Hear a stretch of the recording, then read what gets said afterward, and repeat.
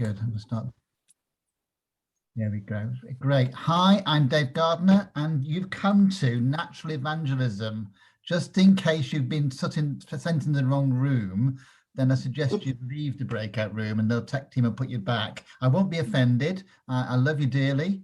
You're doing the wrong thing by going away again, but hey ho. But it's good to see you all. It'll be great if you could just introduce yourselves by who you are. You may all know each other, which church you are, and if you could, just a little snippet, no more than 30 seconds, something that you're passionate about. Not God language, anything else other than God, but something you're passionate about. Just share with one of your passions and why you're passionate about it. So, for instance, I'm Dave Gardner, I'm Director of Mission Ministry, and I'm passionate about Ipswich Town. I think that they're great. I think we're going to be promoted this season. I have faith in that, and I'll be going next week. So that's one of my passions. So, Susan, why don't you have a go? Okay. I'm Sue, by the way. I'm sorry. It should say Sue, not Susan. Yeah, so I know quite a few of the faces here, which is nice. I go to St Matthew's Church, and the people who know me here will know that I'm passionate about singing. Why are you passionate about singing, Sue? I've always sung from a young age. I'm a music teacher, so I teach young children. I've got choirs, but I'm also passionate about adult choirs as well. So in all shapes and forms, it has given me great joy in my life, and I've met amazing people through it, been all over the world singing, and yeah, I want to share that. Fantastic. Thank you. Mitchell. Yeah, I'm from All Hallows Church, Southeast Ipswich. My passion is probably DIY and typical man, gender stereotype, but also gardening. And I'm not a gardener. I'm not horticultural gardener, but physically I just enjoy the space of being in the garden, and if ever I'm not in the house, that's where I'll probably be. Fantastic, Mitchell. And Sally. Hi. I'm sorry you haven't got my picture. I'm working on my iPad and it won't allow me to put that on, which is probably good for you. I'm a member of Mission Ipswich East, specifically the Bixley Farm Church, which was a church plant back in 2017. And my passion is ballroom dancing. I met my husband when we started ballroom dancing about 27 years ago. And we have continued, and although we don't have lessons at the moment, we still get up and dance when we get the opportunity. And I just love Strictly Come Dancing. I'm going to say, Sally, I wish we had the camera now and you could give us a little twirl. That would be a fantastic workshop, wouldn't it, if we had a little twirl? My husband and I did a little cha-cha-cha last week. People said, wow, that's amazing. To us, it didn't look particularly wonderful, but to everybody else, it looked amazing. So I love it. I love it. Thank you, Sally. Hugh, what about who are you, where you're from, and what's your passion? You're muted, Hugh.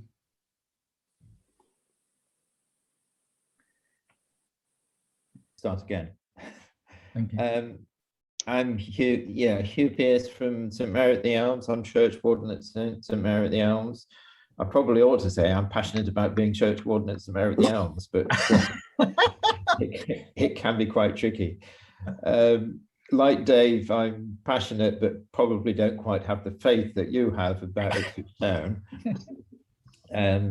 But probably my sincerest passion is my family.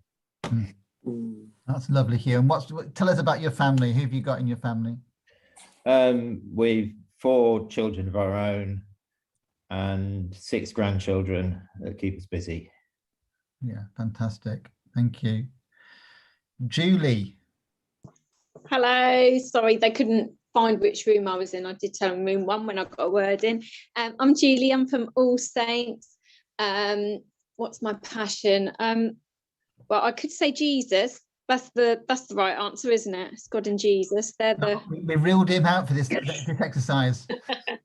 But I'll just say I have a passion for helping people. I work for Rethink Mental Illness at the moment, giving people in mental health crisis debt advice. So it's very interesting. Thanks, Julie. That's great. Chris, you need to unmute yourself.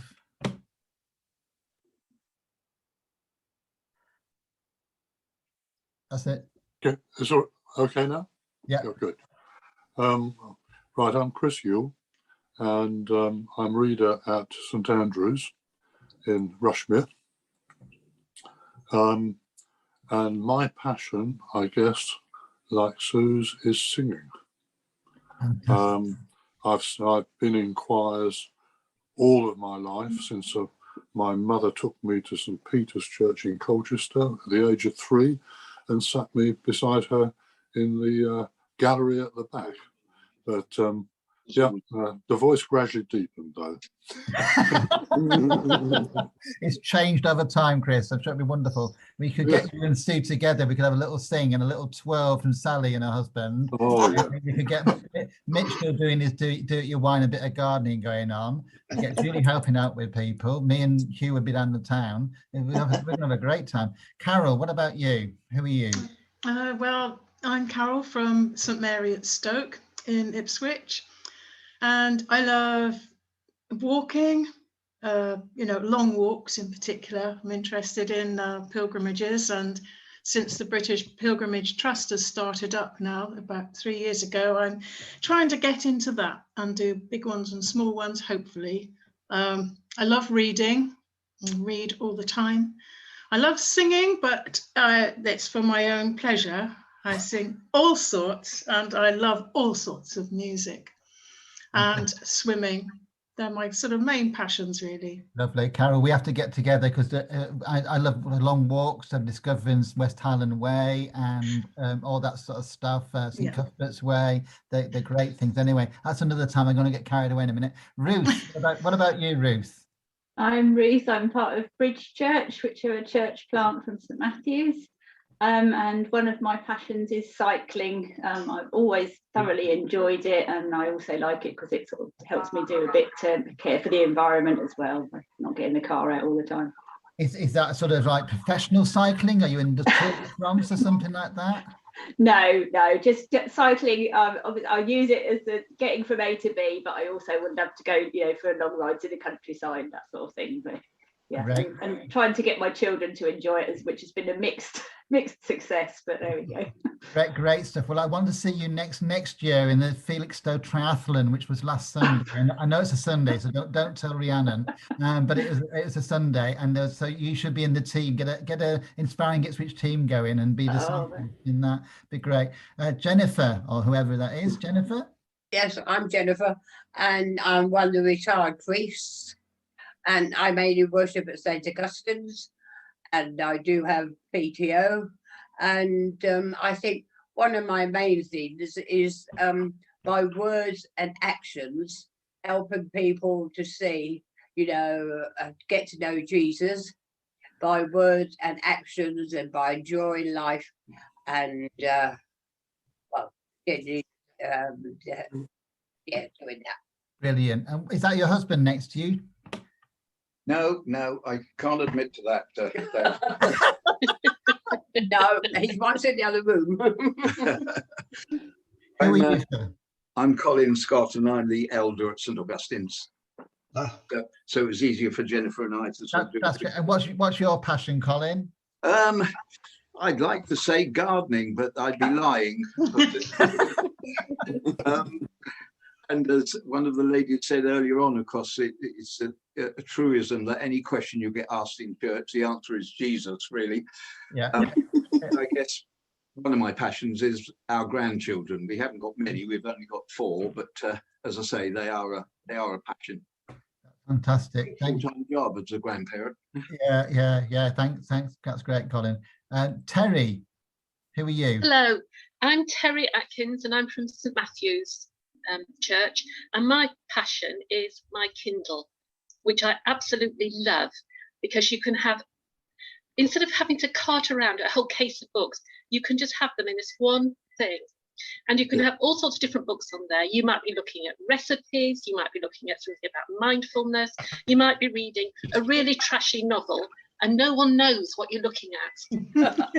So you can, and also if I see anyone else reading on their phone or on a Kindle, on the train or something, I always say to them, what is it you're reading? Because it's so fascinating just to find out. Thank you, Terry. Yeah. That's great. I'm now going to clear out my books, I think. Yeah. Well, next time I see you reading, I'm going to ask you, Terry. That'd be great. Okay. I might not tell you. No. Graham, what about you? Who are you and what's your passion? Yes, I'm Graham. I'm the Royal Local Cultural Chaplain and Evangelist for Suffolk. And my passion is to reach out to mainly farmers and rural countryside people. And besides Jesus, we've just ruled Jesus out at the start of the exercise, Graham. So something else that you're passionate about. Oh right, sorry, I was late joining. I'm very passionate about my grandchildren. We have 3, so and both the boys have gone down with COVID. So one's 8 and the other one's 7. So yeah. Well, thank you all for. I think we've gone around. I don't think we've missed anybody out. That's really good. I mean, this you're probably trying to wonder what on earth has got to do with natural evangelism. Well, you just naturally shared your passion, and my theory is, if Jesus is our passion, then we naturally share, just as you shared about dancing or gardening or do-it-yourself or grandchildren, ballroom dancing, walking, Kindle, cycling, helping people, all the things we've just shared, Ipswich Town even, we naturally talk about those. And I suspect if I'd have just carried on asking you a few questions, you could have filled 45 minutes on your own about your passion. And I know what it's like. If you get alongside somebody else who's a town supporter, they'll just carry on and everybody else will just sort of zone out. Equally, when it's talking about the grandchildren, I can see at work, another photo of the grandchildren. I'm showing everybody, here they are, that type of thing. And they're polite to begin with, and then they sort of slightly zone out. My theory is really about natural evangelism, is how do we make talking about Jesus just something we talk about in a very accessible and relevant way. I had a lovely card just the other day from someone who's just left our office and, thanking me. And I'll just read the card out. It says, an easy way of talking about God and Jesus and making it accessible and relevant. And that was fantastic, wasn't it? Just to hear that actually a way of communicating that anybody can understand. And I think someone said it, we know the answer is Jesus. As soon as we see the word evangelism, we all get like, oh, what do we do? Type of thing. And I just think it should be, so if you like, the overflow of God's love.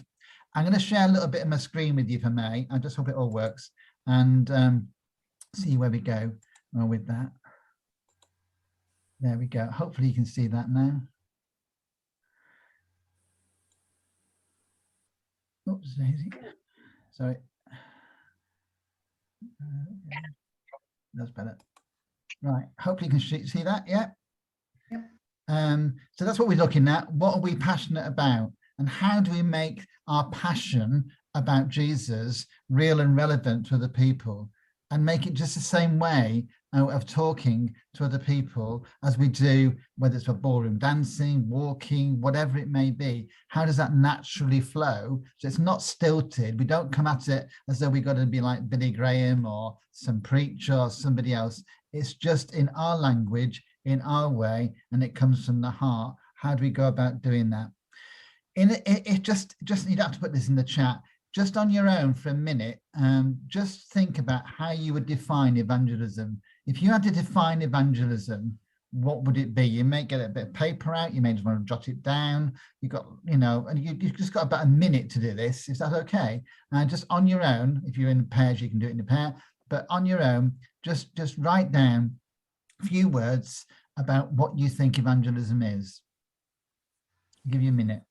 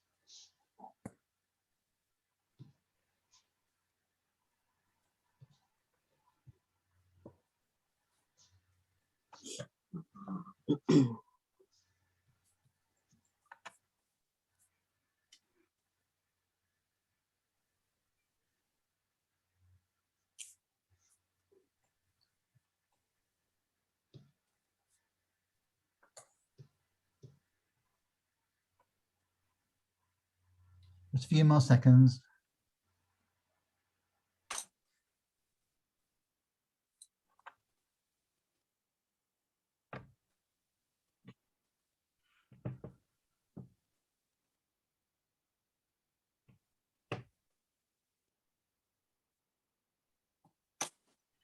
Okay, anybody like to have a quick go at what you think evangelism is?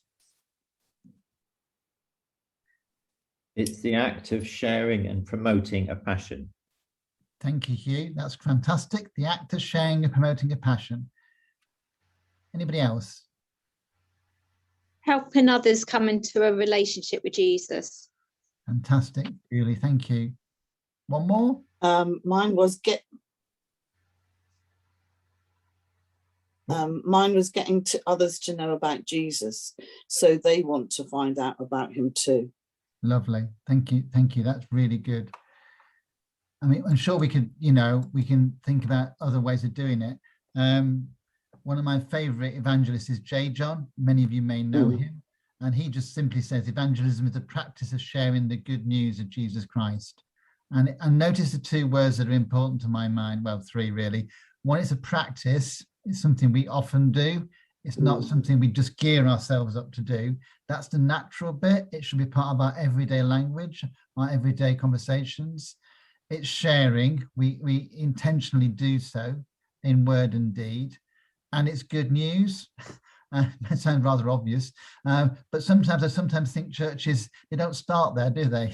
You walk through a church's door and you're reminded you're a sinner before you start.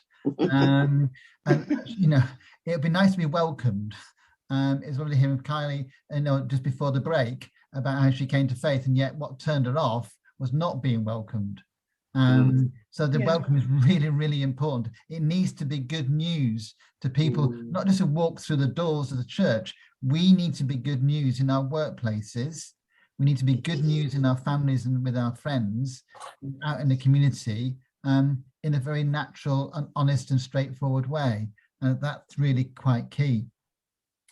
So why is Jesus good news for you? I'm going to ask you to do a little poll now. At what age, I'm going to see if I can make sure I can see you now. Here we go. There we go. Yeah, if you can physically raise a hand. Sally, if you can raise your little, there's a gadget that you can show a raised hand on the screen, and if you can. If you can just put your hand up. Put your hand up. Can you all put your hand up? Will that be all right? Thank you. Just put your hand up. That's great. Thanks, Sally. Just put your hand up. That's good. Right, now, when I say these words, if you became a Christian or you became a committed Christian after you were 18, put your hand down. If you became a Christian between the age of 11 and 18, put your hand down. If you became a Christian before you were 11, keep your hand up. A lot of people, thank you. That's great. You can put your hands down now. That's great. A lot of people, in the survey was done in 2017, actually suggested they became a committed Christian even before they were 5. This was a survey done in 2017 of committed Christians, actually done by the Humanist Society. So they weren't out trying to promote faith, they're trying to do down faith. But a survey was undertaken, and it just shows, for this purposes, in making sure that Jesus, the good news story, is relevant for us.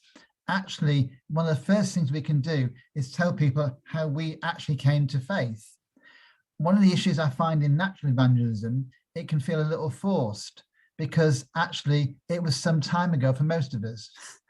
And therefore it sounds a long way ago. That was what was fresh about the story, the testimony we just heard before the break, is because it's fresh and new. And I think that's really quite key, is how we keep things actually fresh. How do you keep following Jesus fresh every day? That's a key question, I think, to natural evangelism. How do you keep it fresh? So I'm going to stop sharing now. There we go. And that's the question. How do we keep Jesus, following Jesus, fresh every day, so we have good news to share about the difference Jesus made in our lives today, not 15, 30, 40 years ago? Anybody got any ideas of how you try and keep Jesus fresh in your lives? Can I just pick up on your previous slide? Yeah. It says a committed Christian. Now, I'm sorry, but I'm not sure that you could say that children between the age of 0 and 4 became committed Christians. They might have known about faith, yeah, and they might have gone to church, but it doesn't mean to say that they became a committed Christian.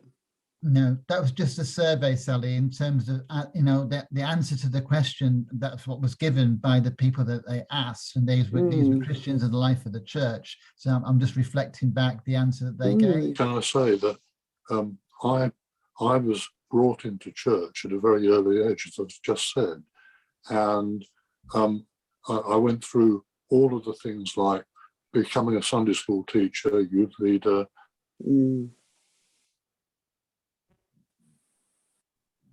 I think you've gone, Chris. I think we've lost you, Chris. While Chris recovers, we get his techie back.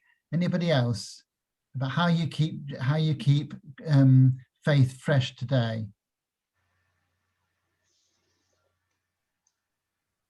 Well, by praying and reading the Bible every day, or at least keeping communication open with God, even if times are difficult. Yeah. Anybody else? Seven prayer really good, which is. We've lost you again, Chris. Anybody else about keeping faith fresh today? It's sort of about, it sort of follows on with what Terry was saying, really, and just keeping your mind always open to learning new things and moving forward, and knowing sometimes that there's a season for things and when to start, when to stop, but just having that humbleness, if you like, to say, I don't know it all, and there's more to learn. And I'm just thinking about, the youngsters and what they've got to teach us about how we move forward in addressing, making accessible to future generations. Yeah, I think that's really important. And it's just keeping it alive for us, whether it's prayer and Bible reading, like Terry says, watching, and I like that sense of seasons as well. There's some good times and hard times, and how Jesus is real in that. I think that's natural. I think people respect that, rather than suggesting that we've got the answer to everything. It's also about action, isn't it? It's about how you live your life and how you care and share with others, and purposefully caring for others. Yeah, that intention. What about other people? And go, Chris. Can you hear me? Yes, we can now. Oh, right. When you asked the original, yeah, good. When you asked the original question, I wrote down hearing people's needs and hearing people's needs. And I think listening is very important. when in evangelism, and one of the ways in which I think we heard about pop-up shops in churches. They're listening to people's needs and having the conversations. Yeah, that's really good. Anybody else before we move on?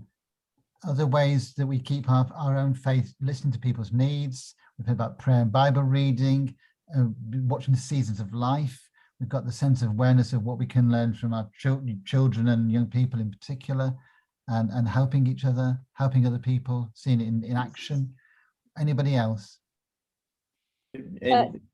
Partly following on the thing about following the seasons of life, I think following the church's year is good, because each aspect of the church's year brings a different viewpoint, different way of relating to Christ. Yeah. I think that's really quite key. I mean, I think one of the things of lockdown is that sense of, one of the things it did for us rather forcibly was slow us down. We had to slow down, and we have to think about how, even though we're sort of slightly coming out of it or whatever, is what's going to be sustainable for us as we move forward. And I think there's a lot of people reflecting now. We know that 22% of the population actually visited a church online in some shape or form during lockdown. That's a huge percentage. That's 1 in 5 people that you meet probably looked in at some sort of church service or some spiritual practice or something that was survey done by Tearfund, to think that is actually what's around us, and connecting with those things is really, again, a very natural, straightforward way. It may not be this is moving away from passion now. This is common shared experience, isn't it? It's a shared experience. We've all shared something going through COVID, and we've actually become almost more local because of it, which puts parish churches in a fantastic place because they're quite local usually, or the people that you regularly meet. That's really good. We've got about 10 minutes to go, so I'm going to rattle through back to my slide just for a minute, if I may, which I think I can. While you're doing that, David, I was going to say keep it fresh by remembering that prayer is a two-way thing, and spending time in silence before God can be really useful, to have that time to listen to what He's saying. Yeah. I think that's really important. I think you're right, Julie. I think there's a real sense of having that space. That goes back to what Terry started with, is that regular pattern. I actually do a little podcast called Soul Space, and it's just a way of linking the Bible passage for the day with relevance to people's lives, and it's just my sort of discipline that I've already had. And it is a two-way thing, like you say, Julie. It's got to be not just the reading of the word, it's the hearing from God in a regular way. And because I make that my start of the day, it's the first thing I do, not the last. That's just happens to be my habit, my pattern. And I think it's really important. There's so many voices that we listen to hear what God's saying to us, and continue to be open to that during the day. I mean, the classic thing for an evangelist is sort of, well, what's God doing in this person's life? God's already there, so what's God already doing? And how can we spot it? And that takes a great deal of listening, and that's really quite key. How much of your week is spent with tax collectors and sinners? I asked that question. It struck me, we use this sort of pattern in the diocese called Dwelling in the Word, where we look at the same passage for a long time at various diocesan meetings and things, and we've been looking at Mark 2 for some time, and it struck me that I thought it was a lovely question.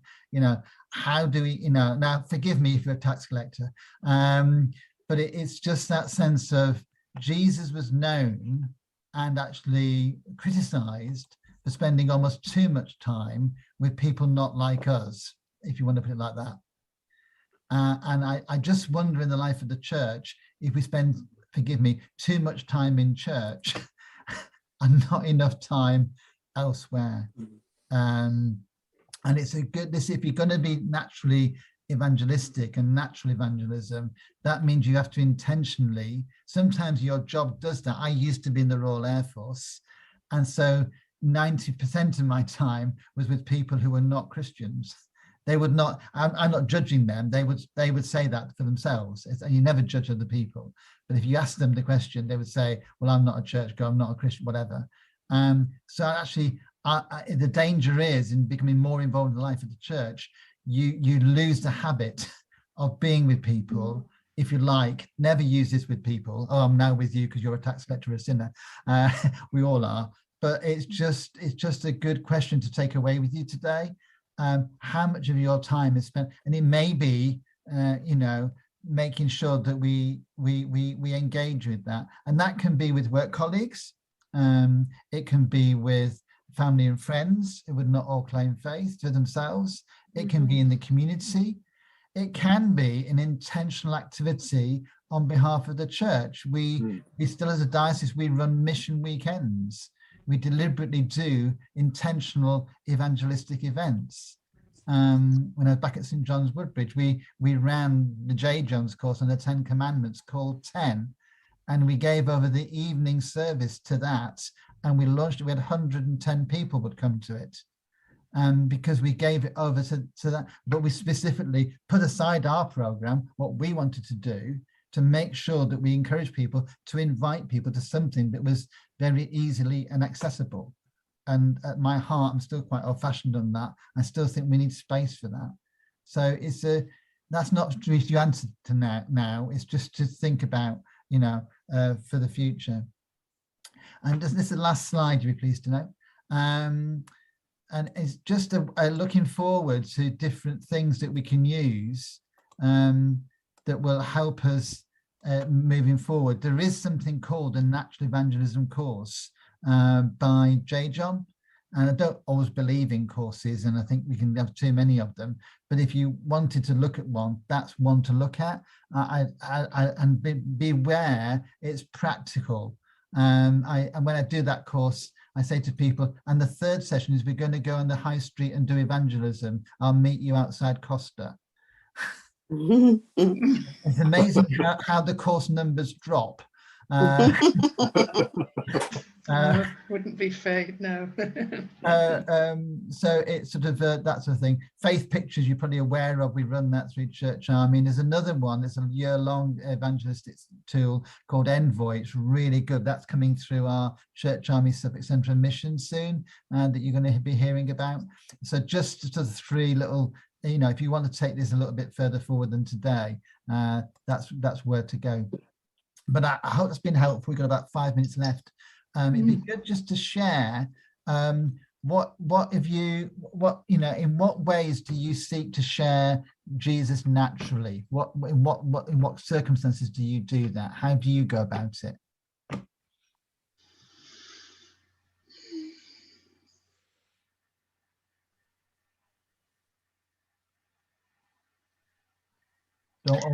I think it's in my life, it's about being honest with people, not saying what I think I should say, or what I think I should say, but saying, if I'm having some problems with mental health, owning up to it and saying this is how I deal with it. And plus, anything else, we've all got things in our lives that we're ashamed of, and we should encourage each other to talk about those things, but obviously bring our faith into it, our positive faith, and God's mercy and love. Yeah, thanks, Terry. That's really important, to be honest and open. It's not sort of I become a Christian, everything's rosy and hunky-dory. I think we also have to get alongside people, and often we are alongside people, but we don't take the opportunities that we could. And for instance, I spend quite a long time at the hairdressers, and although you can't see that now, and you talk so much, and I've known my hairdresser a long time, and it's really, and when we set up the church plant at Bixley Farm, the hairdressers is on Bixley Farm, and so I spent a lot of time discussing with her about what we were doing, and she was really interested, and she was interested in different faiths, and I took her a book in about the Christian faith, and we still have discussions, and she always lets me put in our flyers of all the things that we're doing. So it's this constant discussion and getting alongside people and find out where they are. And I was thinking, you know, when I talk to other people, sometimes if they're struggling and with a particular thing, then you can say, well, actually, you know, I was in a service the other day where it was discussing about this, and this is what was reflected back to me. And, you know, and so you can often discuss things that you've heard of, or things you've experienced in a non-threatening way. Yeah. But it's about being open to those opportunities. It is. Thank you, Sarah. That's really great opportunity. I mean, Terry knows I go to barbers around the corner from live near Terry, and I just literally had my haircut yesterday, as you can probably tell. And actually, Giuliano, he said to me, "And what are you doing tomorrow?" And I'm doing this. Yeah, it's great. You know, sort of. You know, and part of me, and even though I'm the priest and all this, I'm thinking, "Oh, do I want to talk about Jesus now? I want to get a haircut." But it sort of, it was, you know, it's just, yeah, it's great. Anybody else? Got 2 or 3 minutes left. How do you share Jesus naturally?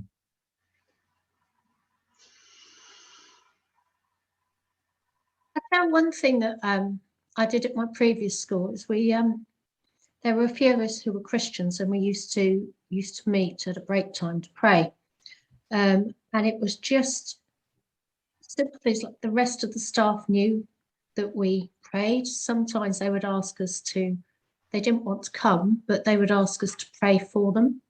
Yeah. Particular things, or we might send an email around to ask people. And also it was just about having conversations, getting alongside people, having conversations in the staff room, or if they were struggling with something, you know, what can I do to help you? And it's through those, it's just making them aware that you're available. Yeah. I think that's really good. I think it's just that opportunities, or I think somebody else said about using the seasons sometimes, you know, just the chaplain at the college once that, you know, he wanted to bless everybody in the university and got permission to put a little gift on people's tables before they came into work from the chaplain, just to thank them. And it's just, and that was very proactive, but it was straightforward. I mean, you know, it sounds rather silly, but unobvious. It's like in the workplace, you're the first to go and make the coffee. You know, it's people, you know, somebody said it's got to be shown in action. If your action don't work, you know, don't match your words, then they're not going to take you seriously. I'm known at work as being, I'm always in the, you know, making coffee. And it's not just me, I mean, it is partly me, but, you know, it's for my team. It's really important that I demonstrate the love of Christ to my team. I mean, my team, thankfully, they're nearly all Christian. Well, they are all Christian, but that not all the diocese offices, and they wouldn't claim to be. But it's very important that we do that. Yeah, natural ways. One last I just thought about, there's a little tool called Table Talk. I don't know if you've come across it. Google it, look at Table Talk. Really helpful to get conversations going about faith in a very natural way. You can get a box, it's cost about 25 quid. You just put a load of little questions out to turn up and upside down, and people turn them over. And it's a question, and you just sit around out like in a pub or a cafe. Very easy. And it says something like, and how do you deal with bullies at work? And you just share your answer to that. And some of the questions are a bit more Jesus orientated, but some of them are like that. And there's a whole series of these Table Talk tools. You can get it on an iPad as well. And really simple. And it's great to do it in a pub or a cafe. And I just think it's just such a simple tool. it reminds me again, my Air Force days is, you know, the only place we could actually meet to sort of pray and read the Bible was in the NAFI, which is like the cafe stroke bar. We had to do it there. The Christians had to come out. I think sometimes get our house groups, if we're in small groups, get them out of the building and get them into a pub or a cafe and do it there. And you'd be interested then how your language might change slightly because you're communicating. So yeah, table talk I think would be, you know, is a good, you know, practical, intentional tool, but very easy and very natural. It just promotes conversations. Look it up. There's table talk for all, table talk for friends, table talk for teenagers, table talk for all sorts of people. Really very easy to use. Anyone can use it. Very straightforward. It's really good. We're going to be thrown out of the room at any moment, and like Zoom does, it suddenly dispatches us and we can't say goodbye. So it's really great to meet you. See, what I remember about all of you now is your passion. Isn't that interesting? I'm going to remember, I'm going to associate you all with your passion. So I'm looking forward to it. Here we go. We're all going to disappear any moment. So when I see you, I'm going to be challenging you, not challenging you, asking you about your passion. I look forward to seeing Hugh at the football as well. And we need faith, Hugh. We need faith about football. You definitely do. Yeah, there we go. You know, I'm not director of mission and ministry for nothing. We've got to have faith. Yes.